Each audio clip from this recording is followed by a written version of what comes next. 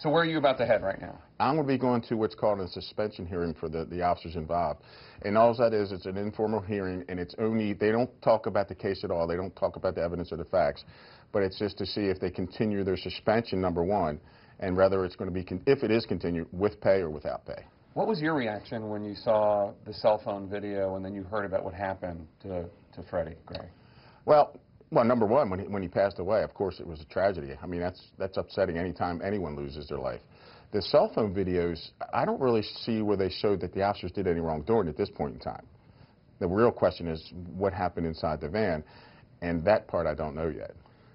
Do you understand why so many people have taken to the street and are frustrated because they don't know what happened? Obviously, something happened to Freddie Gray, but it's been 10 days and still no answers? Obviously. I mean, I applaud the commissioner for, see, the one thing everybody doesn't understand, you can't give out information on an ongoing investigation because it could jeopardize the integrity of the case.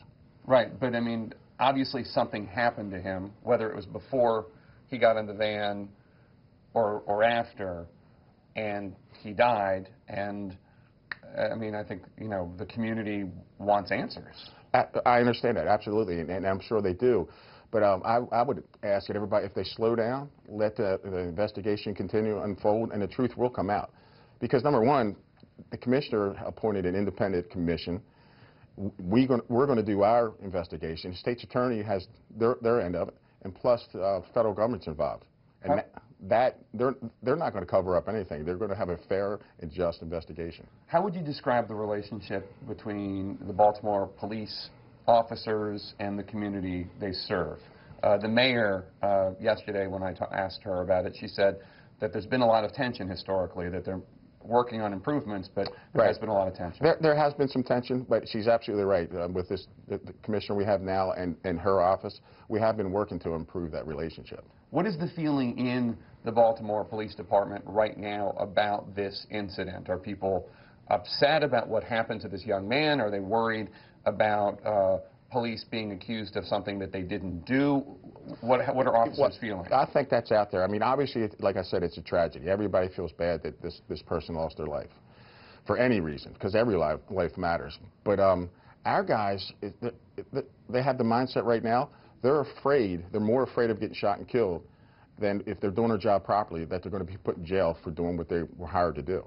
But what could possibly justify, even on a theoretical level, what happened to this guy's neck? I mean, I understand that there are incidents where somebody accidentally or mistakenly thinks somebody has a gun and they don't, but in a situation like this, how could that have happened? Well, I don't know. So that's why I'm going to wait for an investigation to be completed, and then we all can make a decision then. And of course, once the information is complete, all the facts are obtained, the evidence, it goes to the state's attorney. And State's Attorney Mosby is very intelligent. She'll make the right decision. How long do you think it will be before there is some sort of answer for the community, for the family of Freddie Gray, as to what happened? That's hard to say, because it's been 10 days. Yeah, I understand that, but sometimes these investigations take some time.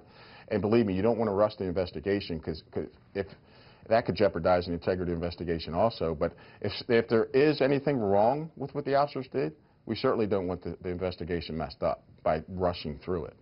This is a city that has been plagued by drugs, been plagued by crime. What is Baltimore like these days to serve in as a police officer? It's tough. Any job, no matter where you're at in law enforcement, is a dangerous, hard job.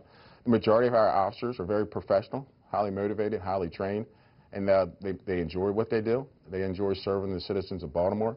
But it is a tough job, but they go out every day, day in and day out, and do their job and do what they're supposed to do and protect the citizens of Baltimore. Do you think the delay in getting answers as to what happened to Freddie Gray might actually make it more difficult for officers to do their job because the community doesn't trust them or is eyeing them with suspicion? People are worried that there's going to be a cover-up. Yes, that definitely does factor in. But I think everybody should be comfortable with the federal government coming in. DOJ is not going to cover up anything. You know, and I think it's a mistake for them to think that the Baltimore Police Department is going to cover up anything, the independent commission, the state's attorney's office. Because believe me, I don't know one police officer that wants to work with a bad cop.